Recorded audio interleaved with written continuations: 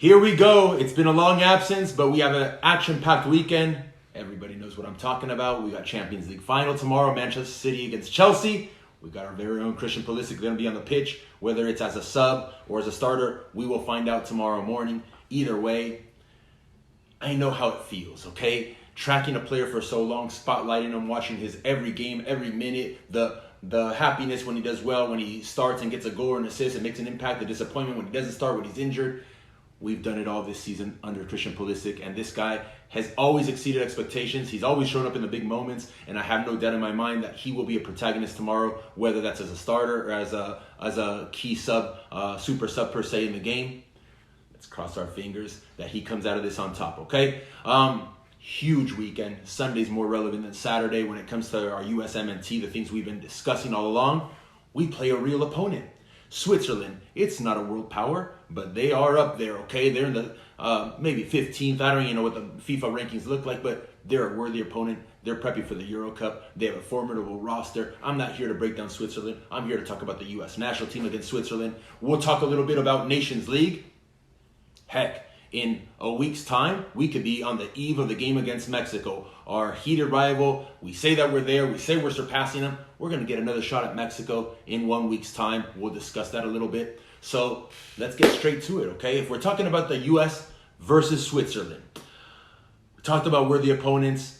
The first thing I want to touch on is the planning. I think this planning, to give the coaching staff credit, because we always come down hard when things are going bad, incredible in terms of their thinking, line of thought, and planning to kind of get a week, 3 or 4 opponents back to back to back, the travel from Europe to the U.S., kind of mimicking, right, the setup that it's going to take for all our European-based players, 80-90% of the roster, when World Cup qualifying commences. So we're playing the Switzerland game. We're traveling to Denver. They prepared in the Alps with the altitude to get it right, to have that competitive advantage. They'll play against Honduras on Wednesday. Let's get through that test. Let's not overlook Honduras. We know how that goes usually when we do that. And then potentially Sunday, the final against Mexico in Denver, if Mexico beats Costa Rica as well. Everybody's got to take care of business. And then another altitude game in the Rio Tinto Stadium against Costa Rica. Maybe some playing time for our second-tier players. All right? Planning has been excellent. What to expect and what to spotlight in tomorrow's game, guys. Listen, we don't have Christian on the wing. We won't have Stefan in goal. We have all our injury concerns. Throw it out the window. Everybody has to deal with that type of stuff. We've had to deal with it, and here we go, okay? What I want to spotlight, I don't want moving pieces and a bunch of guys. People are talking about, oh, let's slot Moose at the 6, or let's try this. No, let's leave everything, and let's not just say that this is about spotlighting who's going to replace Tyler Adams tomorrow. It's probably Jackson Yu, okay? Great, it will be a test for Jackson Yu. I think Greg talked about it. A lot of people are talking about it on social media. Let's see what a real test looks like for a young Yunus Musa, who has played right wing, right midfielder, and has had, very limited minutes at the end of the season with Valencia.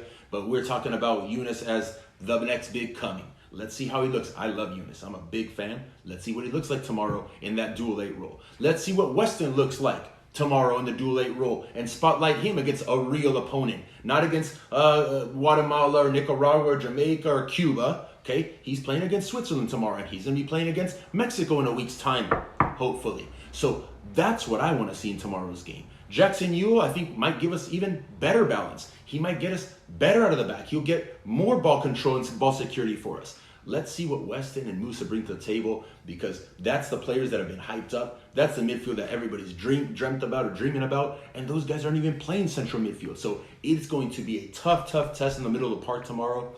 I can't wait to see both those guys and what they bring to the table. Hey, guys, before I go any further, I'm a fan. I'm a fan of Musa. Hey, people are trying to say, oh, you always said Weston. No, that might have been my brother that said Weston's not good. I went on video on one of my series things, and I said what Weston was good at and what to expect of him and what he's going to do at Juventus this season, and that he would get a lot of playing time because he is the only midfielder with that certain type of profile, okay? Yeah, I said that technically he is not good, and he's not. I said that tactically he is not good, and he's not. He's grown this year. I predicted that as well, okay? But Weston, realistically this year, fantastic season he had as Juventus. The worst Juventus team in, I don't know, more than a decade. But he had a great individual season. But let's be honest, they pushed him out to the right wing. They told him to get the hell out of the way when it comes to the build-out. They know that that's not his strength. Ball security is not his strength. The repress. getting to the box. All those things he did very, very well. And let's see what he can do being the leader now. I've always claimed that him and Serginho, they have to fit within our system and not take this, take the piss out of it with the U.S. men's national team jersey. So let's see what Weston looks like tomorrow. Guys, I've always advocated for creators and not destroyers. Well, we're going to give a run out with destroyers against real teams and see what it looks like. Let's see if we can boss it. I have my serious doubts, okay? When it comes to our player assessment, I wanted to open up this episode with it. It slipped my mind. I think I've been pretty accurate this year, okay? I talked about Brooks and what a lock starter he is. Nobody needs a crystal ball. Everybody knows that Brooks is going to be a lock starter. I talked about Serge and that I'd rather have him on the right than the left, but we haven't found the solution at left back. Anthony Robinson's not the guy. He's not the player profile that is needed in our system with what we're trying to accomplish here in the USMNT. It does not fit, okay? So Serge is going to have to slide to the left. I talked about how important Tyler Adams is going to be in the mix. I talked about Chris Richards needs to be a starter now. This is a year ago. It's so easy to say it after the fact and the great season he's had at Hoffenheim on loan. Unfortunately, he's injured. He's not going to be a part of this process this summer. I talked about Christian being the man, okay? Everybody says Christian's the man, but hey, listen, I think I've been pretty accurate. I'm going to throw another player profile because this has been a big debate and I'm jumping all over the shop. Daryl Dike, guys. Daryl Dike, incredible accomplishments in his loan spell in the championship this year, okay? Scored goals, but played on a team with a complete different type of style of play, a complete different identity than what Greg and his staff are trying to do. So to me, it is no surprise that he's not on the Nations League roster.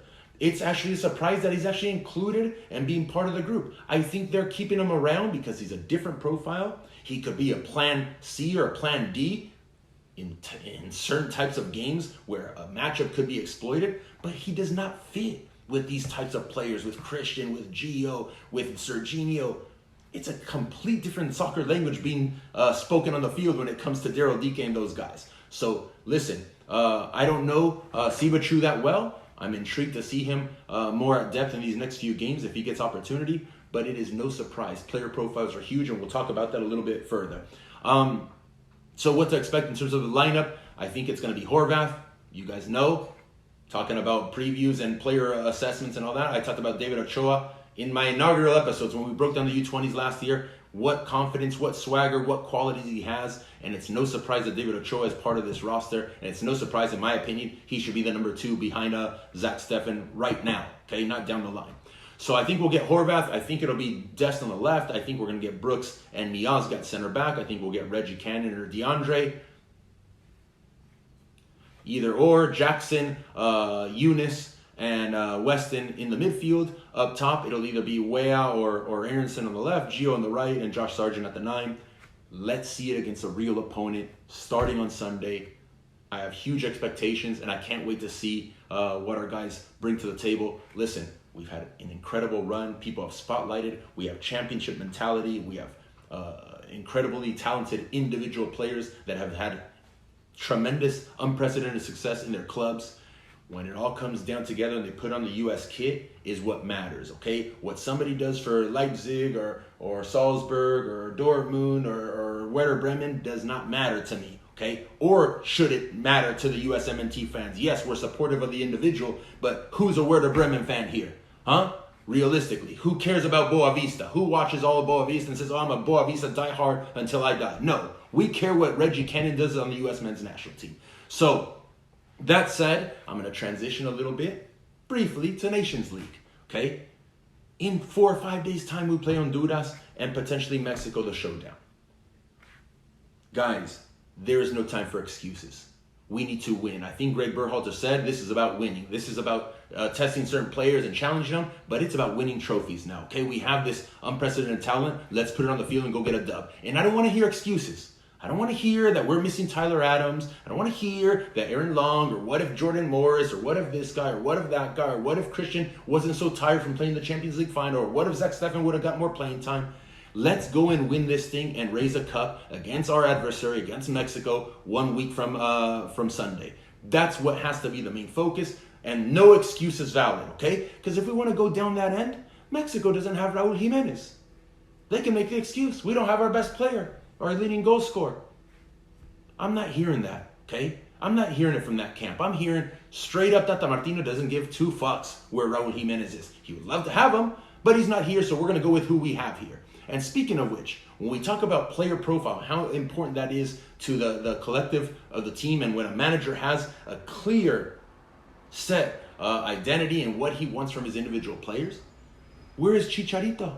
The all-time leading scorer in Mexico national team history. And he is not under contention. He could score 100 goals in one game for the LA Galaxy. He could score 500 goals this season for the LA Galaxy. He is not going to be considered because he does not fit what the manager wants for his center forward. End of story. Yes, he's the leading scorer. Yes, he's in good form now. It does not matter. He is... I just went on a hike today with these redwood trees over here close to my house. He is a redwood tree trunk. He has no touch. He has no technique. He has no idea. He cannot combine. It's very similar to the problem I'm alluded to with Daryl Dike. It just does not fit, okay? So, no excuses, no Tyler Adams. I don't care. I want a W. When it comes to the Nations League, we'll have a lot more clarity after the weekend. I think if Christian Pulisic wins the Champions League and is a protagonist and has a good final, his form will carry over to the next week because mentality, just approach, he's going to be buzzing, he's going to be riding high, and that's going to be contagious for the rest of our USMNT. Look out for that, guys. That is going to be huge if we're going to try and dethrone Mexico in the Nations League final. And guys, I guess from there I'll just transition. We'll go straight to the Champions League final. I mean, what a final it is. Two Premiership clubs, the champions, Manchester City, who have been killing it, who have been rotating, who have been, having unprecedented success under Pep Guardiola. It's a dream to watch these guys play. I watch them all season long. I spotlighted all season long. And they play with no center forward. They play with diminutive little guys in midfield that aren't necessarily athletes, but they're going to boss it tomorrow, okay? Yes, Chelsea had success the last two times they played. Within the last month and a half, they knocked them off in the FA Cup. I think it was the semifinal. They beat them in the last Premier League game a few weeks ago, but it wasn't Man City. They had played Agüero and Jesus. They had played Ferran Torres. They had played different formations. Pep was not showing his cards, and Tuchel wasn't really either. There's a lot of squad rotation going on. Look for tomorrow, Man City to have control, Man City to boss it, but also look for Chelsea's lethal counterattacks led by Pulisic, led by the pace of Timo Werner, which people want to knock. He is extremely dangerous. We'll see if it's Kai Havertz. I doubt it'll be Havertz, but it could be. Guys, it's just so much quality on the field. In terms of lineups, I think with City, it's pretty cut clear, right? It's going to be Ederson in goal. I think it's going to be Zinchenko at left back. I think it's going to be Walker at right back. It'll be Stones and Diaz in the middle. Diaz has been unbelievable what he did all season, what he did to PSG, what he did to Neymar. Incredible. In the middle of the field, it'll likely be Rodri, though I could see Fernandinho slipping in. It'll be Gundogan and Bernardo Silva. And up top, the false nine will obviously be Kevin De Bruyne, who will interchange with Bernardo Silva a little bit. Mahrez on the right, Phil Foden on the left, Raheem Sterling, Kun Agüero, Gabriel Jesus, Fernandinho, Cancelo. Look at this bench. This is outrageous. Ferran Torres. So, very complete team, very difficult to beat, and it's going to be very difficult for Chelsea. Chelsea, on the other hand, guys, I think it all comes down to N'Golo Kante. Is he fit? Is he ready to go? Is he 100%? Because he is key in terms of disrupting things, in terms of their press, in terms of ball recovery. It's going to be huge to see if he can partner Jorginho, who is more the control guy in midfield. I'm pretty sure it'll be Pulisic with Mason Mount and Timo Werner on the wings. Chilwell. We'll see if they do Azpilicueta or not, if he plays as one of the three defenders, if he plays as the right wing back. Thiago Silva, Fossil there with a cane, reads books. Incredible what this guy has done for that Chelsea defense. Think back to match day 1 in the Premier League. He got picked off. He looked like a disaster. He looked like an old man. This guy can play football. It doesn't matter his pace, just his understanding, tactical wherewithal, and obviously the partnership he has with the manager, with Tuchel, comes in handy. Rudiger's been incredible. Mendy, the goalkeeper's been incredible. And they do have quite a few options off the bench as well with Hakim Ziyech and Kai Havertz. So, guys, the spotlight is on. I want to say a prediction, Man City will win the game 2-0. I'm hoping I'm wrong. I'm hoping it's Pulisic. I'm hoping that transmits to everything we discussed before with the USMNT. And what I can guarantee you guys, it's been a long absence, but it's going to be an action-packed summer. I'm here to stay for it. I want to see us play against Mexico. I want to see us run Mexico over. These are fantasies. These are dreams. But we'll break that down because I know Mexico very, very well. Sunday against the Swiss, I haven't studied the Swiss, nor do I need to. I'm not on the staff. I'm not going to be competing in the Euros against the Swiss. I'm not here for the USMNT, advising the staff of my thoughts on the game. So I don't care about the Swiss. I'm going to spotlight our own guys. But next week against Mexico, in that preview, I will break it down both ways, what to actually expect. And hopefully we're raising a cup in a week's time, guys. I hope you enjoyed it. I'm glad to be back. Follow-up questions, follow-up comments. Let's enjoy this weekend. It's incredible. Football every 3 days. And then we're going to have Euros, Copa America, Gold Cup. It's an action-packed summer in terms of international football. Peace.